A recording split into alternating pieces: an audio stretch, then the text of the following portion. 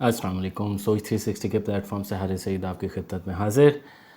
आज जो वीडियो है वो तेल के बारे में, पेट्रोल प्राइसेस के बारे में, जिसके बारे में इतना ज़्यादा शोर मचता है कि कुछ समझ नहीं आती कि पेट्रोल प्राइसेस जो हैं वो किसके कंट्रोल में है और किसके कंट्रोल में नहीं है।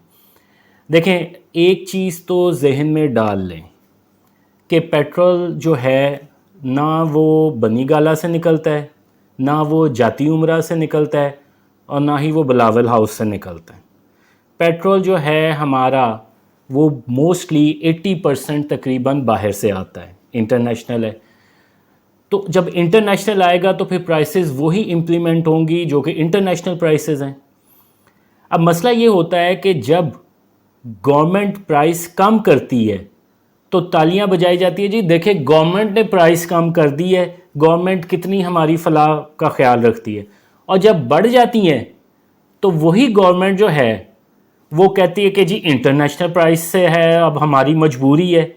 लेकिन जब कम करती है तो तब नहीं कहती कि जी इंटरनेशनल लेवल पे प्राइसेस कम हुई हैं तो इस वजह से हम कह रहे हैं, हम आपके कोई बाप दादा के सर पे एहसान नहीं कर रहे। देखिए, ये चीज़ बहुत ज़्यादा समझने वाली बात है। हमारे यहाँ पे होता ही है कि एक तो ना मीडिया सही इन्फॉर्मेशन देता है और ना ही लोग उतनी सोच और फहम रखते हैं कि इस चीज़ को रियलाइज़ तो कर लें।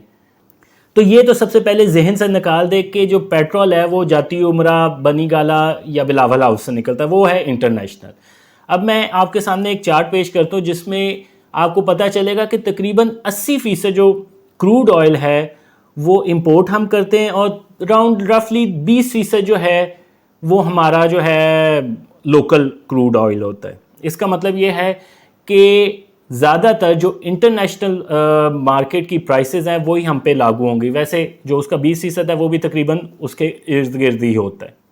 अच्छा, जो सबसे इम्पॉर्टेंट बात है ना, वो मैं आपके साथ एक चार्ट शेयर करने लगा हूँ। पहले तो मैं कहूँ कि ये मैंने parkwheels.com से लिए, कर्टेसी उनकी है कि उन्होंने एक्चुअली बाइफिकेशन बताई है कि किस तरह ये जो प्राइस है ये हमारे तक जो पहुंचती है इसमें क्या क्या चीज़ें इन्वॉल्व होती हैं। हमें पता ही नहीं होता। असल चीज़ वो चार्ट है जिस पे डिस्कस करना चाहिए।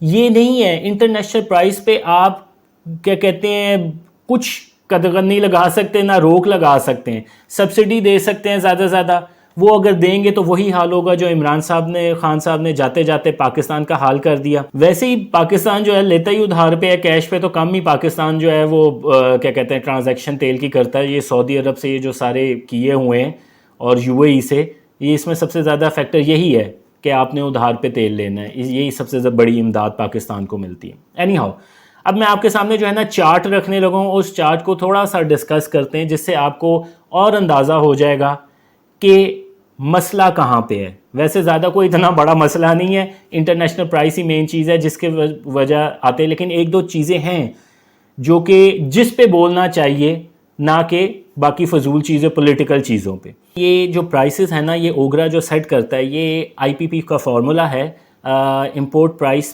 पैरिटी प्राइस फार्मूला है जिसके तहत ये प्राइसेस सेट होती हैं। तो ये 2001 में जो है ना हमने अडॉप्ट किया था मुशर्रफ के दौर में, क्योंकि आपको अगर याद हो कि मुशर्रफ के दौर में प्राइसेस बहुत ज़्यादा इंक्रीज़ हुई थी, चीखें निकल गई थी, गो कि मैक्सिमम 60 रुपये, ये पता नहीं 70 रुपये तक गई थी। और अब प्राइसेस देखें और तब की प्राइस देखें। एनी हाउ, उसमें डॉलर का फैक्टर भी शामिल है, प्लस ये है कि हमने अगर जो टैक्सेस की भी इन्वॉल्वमेंट है वो भी शामिल है। देखिए, क्रूड ऑयल है जो पाकिस्तान आता है दो तरह से आता है, जैसे मैंने आपको बताया, एक इम्पोर्टेड है, एक लोकल। वो जो रिफाइनरी कंपनीज़ हैं, जैसा कि पाकिस्तान में काफ़ी मशहूर रिफाइनरी अटक रिफाइनरी है, पाकिस्तान रिफाइनरी लिमिटेड है, नेशनल रिफाइनरी है और सनर्जी को है, ये यहाँ पे आती है ये क्रूड ऑयल। और वहाँ पे ये प्रोसेस होता है जिसमें फिर मुख्तलिफ प्रोडक्ट्स निकलती हैं। कैरोसिन ऑयल है, ये आपके डीज़ल है, आपकी एलपीजी है, प्लस आपकी सबसे बड़ी पेट्रोल है, फिर फर्नेस ऑयल है। ये सारी प्रोडक्ट्स जो है ना वो निकलती हैं। फिर ये मुख्तलिफ जगह पे डिस्ट्रीब्यूशन कंपनी को जाती हैं। डिस्ट्रीब्यूशन कंपनी जो है ना फिर आगे से फर्दर करती है, B2B की बेसिस पे डीलर्स को देती है, रेलवे को देती है, बड़ी बड़ी कंपनीज़ को देती है, PIA को देती है, और फिर डीलर्स से जो है ना हम भरवाते हैं। अब ये सारा मैकेनिज़्म है एक क्या कहते हैं पेट्रोल की सप्लाई चेन का। अब इसके आ जाते हैं प्राइसिंग और जो आईपीपी का जो फार्मूला था जिसकी बेस पे ये सारी चीज़ें होती हैं और पाकिस्तान में उसमें क्या क्या चीज़ें ऐड की जाती हैं, तो उसके बारे में डिस्कस कर लेते हैं। अच्छा, ये चार्ट आपके सामने है। अब आप ये देखें कि इसमें सबसे पहले जो आ जाती है एक्स रिफाइनरी प्राइस आ जाती है, जो कि रिफाइनरी की जो है से जो पेट्रोल आता है उसके की प्राइस होती है। उसमें फिर IFEM जो है ना वो ऐड होता है। ये एक उन्होंने फार्मूला बनाया हुआ है, 3.6% है, जिसकी बेस पे, क्योंकि कराची से मोस्टली ये सारे काम होते हैं और कराची से पूरे खंजराब तक जाना होता है, तो उसको मिटिगेट करने के लिए कि ये ना हो कि बहुत ज़्यादा प्राइस फ्लक्चुएशन आ जाए, तो 3.5% जो है ना वो उसमें ऐड हो जाती है।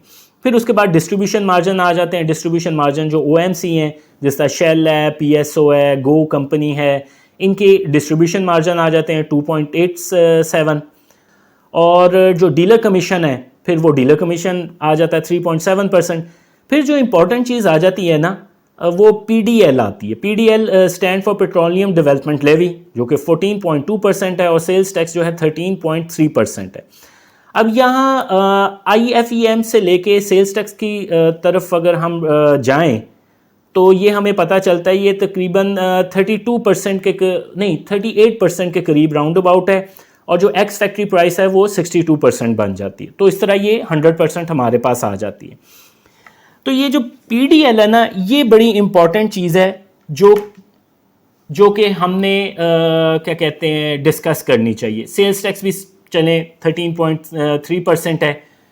मोस्टली जो प्रोडक्ट्स पे बाकी चीज़ें लगती हैं सेल्स टैक्स पे वो 18% के करीब है, 18-19% के करीब, और डिपेंडिंग अपॉन द सिचुएशन।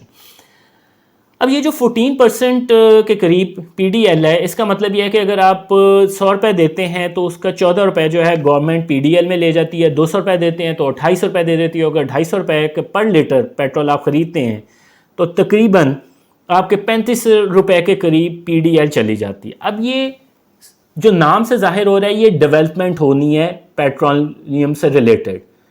अब अगर आपको वो चार्ट याद हो जो मैंने आपके साथ शेयर किया था, उसमें पाकिस्तान का जो परसेंटेज है तकरीबन 20% जो है क्रूड ऑयल की प्रोडक्शन का थ्रू आउट द ईयर है। तो मुझे बताएं, क्वेश्चन ये है कि ये जो PDL है ये कहाँ पे जा रही है, ये पैसे कहाँ पे जा रहे हैं? पाकिस्तान में जो परसेंटेज है क्रूड ऑयल का compare to imported crude oil वो बढ़ क्यों नहीं रहा? तो गवर्नमेंट से सवाल ये होना चाहिए ये PDL कहाँ पे जा रहा है, ये इंपॉर्टेंट क्वेश्चन है। बाकी जो रिफाइनरीज है, रिफाइनरीज का भी जो मैंने पढ़ा है वो इतने ज़्यादा कोई मार्जिनस नहीं हैं। OMC के मार्जिन है, उन्होंने कमाने उन्होंने डिस्ट्रीब्यूशन किया है। हाँ, इस पे बहस हो सकती है कि उसका कम भी हो सकता है। डीलर का मार्जिन है 3.8%, यानी कि वो भी तकरीबन आप समझ लें कि हर लीटर के पीछे वो कोई रफली 10 रुपये या 10 रुपये से ज़्यादा तो कमा रहे हैं। इस पे भी वो काफ़ी हड़तालें होती रहती हैं। तो अब अगर जब इंटरनेशनल प्राइसेस बढ़ेंगी या कम होगी तो आपने जहन में वो हुकूमत का बयानिया नहीं लेके आना, और आपने हुकूमत की तालियां नहीं लेके आनी, और हुकूमत की इल्तिजा नहीं लेके आनी कि जी इंटरनेशनल प्राइसेस है हम क्या करें। आपने लेके ये आना है कि भाईजान ये इंटरनेशनल प्राइसेस है, वज़ीर आज़म कोई भी रहे, मेजर फैक्टर वही है, हाँ PDL जो आप इतना कमाते हैं उसका हिसाब दे दें। तो ये आज की वीडियो थी जिसमें मैं बताना आपको चाह रहा था कि पेट्रोल प्राइसेस की असल हकीकत क्या है, उसकी जो प्राइस की तयन करना है, और हम लोग उसको किस तरह लेते हैं। अपना ख्याल रखिएगा और कमेंट्स में मुझे ज़रूर आगाह कीजिएगा कि आपको किस तरह की वीडियो लगी और आपको इस वीडियो को देखने के बाद कितनी नॉलेज मिली, जिससे आपको पता चले कि हाँ पहले तो हम ये सोचते थे अब ये सोचते हैं, या शायद आपको मुझसे ज़्यादा ही इन्फॉर्मेशन हो पहले की। अपना ख्याल रखिएगा। अल्लाह हाफ़िज़।